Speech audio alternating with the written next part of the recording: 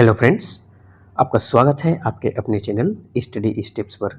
जैसा कि आपने देखा, हमने पिछले वीडियो में प्राचीन भारतीय गणितज्ञ एवं उनका योगदान, जो कि छत्तीसगढ़ सहायक शिक्षक भर्ती 2026 में मैथ्स का एक टॉपिक है, उसके सारे थ्योरी को मैंने उसमें पढ़ा दिया था। ठीक है, अब इस पार्ट में हम प्राचीन भारतीय गणितज्ञ एवं उनका योगदान से संबंधित जितने भी मल्टीपल चॉइस क्वेश्चन हैं, है ना, मल्टीपल चॉइस क्वेश्चन जो कि 30 क्वेश्चन हैं, इस वीडियो में हम उनको कवर करने वाले हैं, ताकि आपका कोई भी क्वेश्चन ना छूटे और आपका इस टॉपिक से रिलेटेड नंबर पक्का हो जाए। ठीक है, इससे पहले कि वीडियो में हम आगे बढ़ें, आपसे एक छोटी सी रिक्वेस्ट है कि अगर आप हमारे चैनल पर पहली बार आए हैं तो हमारे चैनल को सब्सक्राइब जरूर कर लें, क्योंकि मैं छत्तीसगढ़ सहायक शिक्षक भर्ती से रिलेटेड मैथ्स और रीजनिंग के सारे टॉपिक को कवर करने वाला हूँ। ठीक है, और आपका एक सब्सक्राइब और लाइक हमें बहुत ज़्यादा मोटिवेट करता है और हम ऐसे अच्छे अच्छे वीडियो लाने के लिए मोटिवेट हो जाते हैं। ठीक है, तो आप हमारे चैनल को सब्सक्राइब करके ज़रूर रखें। ठीक है, चलिए वीडियो में आगे बढ़ते हैं। हमारा जो पहला सवाल है, आर्यभट्टीय ग्रंथ के रचयिता कौन है?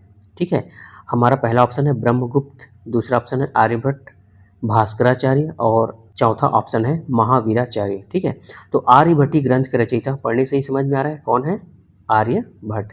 ठीक है, आर्यभट्ट ने ही आर्यभट्टीय ग्रंथ की रचना की थी। चलिए दूसरा सवाल है, शून्य के साथ गणितीय संक्रियाओं का व्यवस्थित वर्णन सबसे पहले किसने किया था? ठीक है, किसने किया था? तो चार ऑप्शन है हमारे पास, आर्यभट्ट, ब्रह्मगुप्त, वराहमिहिर, श्रीधराचार्य। तो किसने किया था? ब्रह्मगुप्त। ठीक है, याद रखिएगा, शून्य के साथ संक्रियाओं वाला जो व्यवस्थित वर्णन है वो ब्रह्मगुप्त ने किया था। चलिए आगे बढ़ते हैं। तो हमारा तीसरा सवाल क्या है? ब्रह्म स्फुट सिद्धांत ग्रंथ के लेखक कौन है? पहला ऑप्शन है भास्कराचार्य, दूसरा ऑप्शन है महावीराचार्य, तीसरा है ब्रह्मगुप्त और चौथा है पिंगल। तो ब्रह्म स्फुट सिद्धांत के लेखक कौन है? ब्रह्मगुप्त। ठीक है, देखने से ही स्पष्ट है, ब्रह्मगुप्त हमारा ऑप्शन हो जाएगा। ठीक है, चौथा सवाल देखते हैं, लीलावती ग्रंथ की रचना किसने की? पहला ऑप्शन है श्रीधराचार्य, दूसरा ऑप्शन है आर्यभट्ट, तीसरा ऑप्शन है भास्कराचार्य और लास्ट में है माधव। ठीक है, चलिए बताइए, आप सोच पा रहे होंगे। तो हमारा चौथा का ऑप्शन क्या हो जाएगा? भास्कराचार्य। लीलावती ग्रंथ की रचना किसने की थी? भास्कराचार्य। ठीक है, चलिए पांचवा सवाल, बीज गणित ग्रंथ के रचयिता कौन है? पहला ऑप्शन है ब्रह्मगुप्त, दूसरा ऑप्शन है भास्कराचार्य, तीसरा ऑप्शन है बौधायन और चौथा ऑप्शन है आपस्तंभ। ठीक है, पांचवा का हमारा सही आंसर क्या हो जाएगा? भास्कराचार्य। ठीक है, बीज गणित ग्रंथ के रचयिता कौन है? भास्कराचार्य। चलिए हमारा अगला सवाल है, गणित सार संग्रह के लेखक कौन है? पहला है महावीराचार्य, दूसरा आर्यभट्ट, तीसरा है ब्रह्मगुप्त और चौथा है वराहमिहिर। ठीक है, तो छठवां का गणित सार संग्रह के लेखक कौन है? हमारा सही आंसर क्या हो जाएगा? महावीराचार्य। ठीक है, गणित सार संग्रह के लेखक कौन है? महावीराचार्य। ठीक, सातवां सवाल, द्विघात समीकरण के हल का सूत्र किस भारतीय गणितज्ञ से संबंधित माना जाता है? पहला है श्रीधराचार्य, दूसरा है माधव, तीसरा है पिंगल और चौथा है बौधायन। ठीक है, तो सातवां का हमारा सही ऑप्शन क्या हो जाएगा? श्रीधराचार्य। ठीक है, सही ऑप्शन क्या है? श्रीधराचार्य। तो श्रीधराचार्य ने ही ये क्वाड्रेटिक इक्वेशन हल का सूत्र दिया था। ठीक है, चलिए अगला क्वेश्चन देखते हैं। आठवां सवाल है, सुलभ सूत्र का संबंध मुख्यतः किस विषय से है? पहला है बीजगणित, दूसरा है ज्यामिति, तीसरा है त्रिकोणमिति और लास्ट है सांख्यिकी। सुलभ सूत्र आपको याद आ रहा होगा, मैंने पहले वीडियो में बताया था। ठीक है, तो सही ऑप्शन क्या हो जाएगा हमारा? ज्यामिति। सुलभ सूत्र का संबंध किस विषय से है? ज्यामिति से है। ठीक है, याद रखेंगे। बौधायन प्रमेय, अगला सवाल है, बौधायन प्रमेय आधुनिक किस प्रमेय के समतुल्य माना जाता है? ठीक है, पहला ऑप्शन है न्यूटन प्रमेय, दूसरा है पाइथागोरस प्रमेय, पास्कल प्रमेय और लास्ट है थेल्स प्रमेय। तो सही ऑप्शन क्या हो जाएगा हमारा? पाइथागोरस प्रमेय। बौधायन प्रमेय आधुनिक किस प्रमेय के समतुल्य माना जाता है? तो पाइथागोरस प्रमेय। चलिए 10वां सवाल है, केरल गणित विद्यालय के प्रमुख गणितज्ञ कौन थे? पहला है आर्यभट्ट, दूसरा है माधव, तीसरा है ब्रह्मगुप्त और चौथा है महावीराचार्य। तो इसमें हमारा सही ऑप्शन क्या हो जाएगा? माधव। ठीक है, केरल गणित विद्यालय के प्रमुख गणितज्ञ कौन थे? माधव। चलिए अगला सवाल देखते हैं। हमारा 11वां सवाल है, पंच सिद्धांतिका ग्रंथ के रचयिता कौन है? पहला है वराहमिहिर, भास्कराचार्य, श्रीधराचार्य, बौधायन। ठीक है, इन चारों में हमारा सही ऑप्शन क्या है? देखिए, तो हमारा ऑप्शन क्या हो जाएगा? पहला वराहमिहिर। पंच सिद्धांतिका ग्रंथ को वराहमिहिर ने लिखा है। ठीक है, वराहमिहिर इसके रचयिता हैं पंच सिद्धांतिका के। चलिए हमारा 12वां सवाल है, भारतीय गणित में दशमलव स्थान मान पद्धति के विकास में महत्वपूर्ण योगदान किसका माना जाता है? पहला है आर्यभट्ट, वराहमिहिर, तीसरा है पिंगल और चौथा है आप स्तंभ। तो 12वां सवाल का सही ऑप्शन कौन सा हो जाएगा? आर्यभट्ट। ठीक है, भारतीय गणित में दशमलव स्थान मान किनका महत्वपूर्ण योगदान है इसके लिए? आर्यभट्ट का। ठीक है, चलिए 13वां सवाल, छंद शास्त्र के रचयिता कौन है? पहला है पिंगल, दूसरा है माधव, ब्रह्मगुप्त, श्रीधराचार्य। छंद शास्त्र के रचयिता इनमें से आपको बताना है। ठीक है, तो छंद शास्त्र के रचयिता माने जाते हैं कौन? पिंगल। ठीक है, याद रहेगा, पिंगल छंद शास्त्र के रचयिता माने जाते हैं। चलिए अगला सवाल देखते हैं, बाइनरी संख्या प्रणाली की प्रारंभिक अवधारणा किससे संबंधित मानी जाती है? पहला है पिंगल, दूसरा है भास्कराचार्य, तीसरा है आर्यभट्ट, चौथा है वराहमिहिर। तो 14 क्वेश्चन का सही ऑप्शन कौन सा होना चाहिए बाइनरी संख्या प्रणाली का? तो पहला ऑप्शन हो जाएगा पिंगल। ठीक है, बाइनरी संख्या प्रणाली किससे संबंधित है? पिंगल से संबंधित है।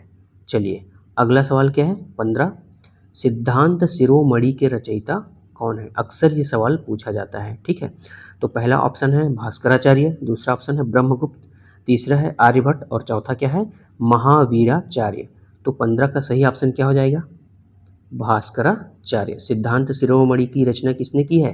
भास्कराचार्य। चलिए 16वां सवाल है, लीलावती मुख्यतः किस विषय से संबंधित ग्रंथ है? पहला ऑप्शन है अंकगणित, दूसरा ऑप्शन है ज्यामिति, तीसरा ऑप्शन है बीजगणित, चौथा है खगोल विज्ञान।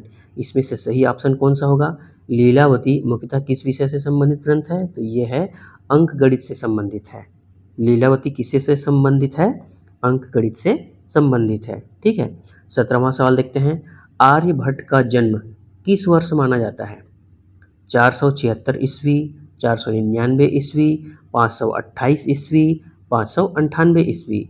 चारों ऑप्शन से सही आंसर कौन हो जाएगा? ऑप्शन ए 476 ईस्वी। आर्यभट्ट का जन्म कब माना जाता है? 476 ईस्वी। ठीक है, 18वां सवाल, खंड खाद्यक ग्रंथ के रचयिता कौन है?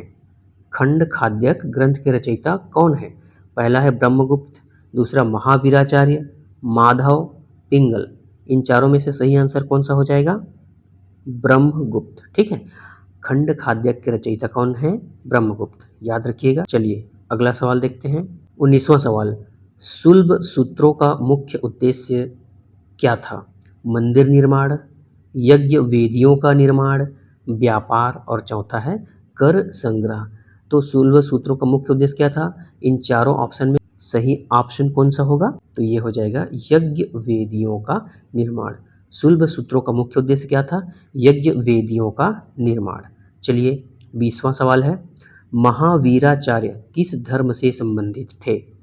पहला है बौद्ध, दूसरा है जैन, तीसरा है वैदिक और चौथा है शैव। तो महावीराचार्य किस धर्म से संबंधित थे? तो इसका सही ऑप्शन हो जाएगा जैन।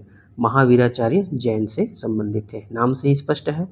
ठीक है, चलिए 21वां सवाल, भारतीय गणित में ऋणात्मक संख्याओं के नियमों का व्यवस्थित वर्णन किसने किया था? पहला है ब्रह्मगुप्त, दूसरा है आर्यभट्ट, तीसरा है माधव और चौथा है वराहमिहिर। तो 21 सवाल का सही ऑप्शन कौन सा हो जाएगा? ब्रह्मगुप्त। ठीक है, भारतीय गणित में ऋणात्मक संख्याओं के नियमों का व्यवस्थित वर्णन किसने किया था? ब्रह्मगुप्त ने किया था। चलिए 22वां सवाल, गोलाध्याय किस ग्रंथ का भाग है? पहला है सिद्धांत शिरोमणि, आर्यभट्टीय, ब्रह्म स्फुट सिद्धांत, गणित सार संग्रह। तो इसका सही ऑप्शन कौन सा हो जाएगा 22 का? ये हो जाएगा सिद्धांत शिरोमणि। गोलाध्याय किस ग्रंथ का भाग है? सिद्धांत शिरोमणि। ठीक है, याद रखिएगा। 23वां सवाल, भास्कर द्वितीय के नाम से कौन प्रसिद्ध हैं? पहला है भास्कराचार्य, दूसरा है ब्रह्मगुप्त, तीसरा है श्रीधराचार्य और लास्ट है महावीराचार्य। तो 23 का सही आंसर क्या हो जाएगा हमारा? भास्कराचार्य। ठीक है, भास्कर द्वितीय के नाम से भास्कराचार्य को ही जाना जाता है। चलिए 24वां सवाल है, आर्यभट्टीय में कुल कितने अध्याय हैं? पहला है 2, दूसरा 3, 4 और लास्ट है 5। तो इसका सही ऑप्शन कौन सा हो जाएगा? सी। ठीक है, 4 है। इसमें कुल कितने अध्याय हैं आर्यभट्टी में? 4 अध्याय हैं, इसको ध्यान रखिएगा। अक्सर पूछा जाता है इस सवाल को। 25वां सवाल, निम्न में से कौन भारतीय खगोल शास्त्री एवं गणितज्ञ दोनों थे? पहला है वराहमिहिर, ब्रह्मगुप्त, आर्यभट्ट और चौथा है उपरोक्त सभी। तो इसका सही ऑप्शन क्या हो जाएगा? उपरोक्त सभी। ये जो है भारतीय गणितज्ञ खगोल शास्त्री भी थे और गणितज्ञ भी थे। वराहमिहिर, ब्रह्मगुप्त और आर्यभट्ट ये तीनों खगोल शास्त्री के साथ साथ क्या थे? गणितज्ञ भी थे। ठीक है, 26वां, केरल गणित विद्यालय का संबंध किस राज्य से है? केरल गणित विद्यालय का संबंध किस राज्य से है? पहला है तमिलनाडु, केरल, कर्नाटक, आंध्र प्रदेश। तो इसका सही ऑप्शन क्या हो जाएगा? केरल। ठीक है, केरल गणित विद्यालय का संबंध केरल से ही होगा, ज़्यादा इसमें हमको दिमाग लगाने की जरूरत नहीं है। चलिए 27वां सवाल है, गणित सार संग्रह किस भाषा में लिखा गया है? पहला है संस्कृत, दूसरा है प्राकृत, पाली और हिंदी। ठीक है, तो इन चारों ऑप्शन में से सही ऑप्शन कौन होगा? गणित सार संग्रह की किस भाषा में लिखा गया था इसके लिए? तो इसका सही ऑप्शन हो जाएगा संस्कृत। गणित सार संग्रह को किस में लिखा गया है?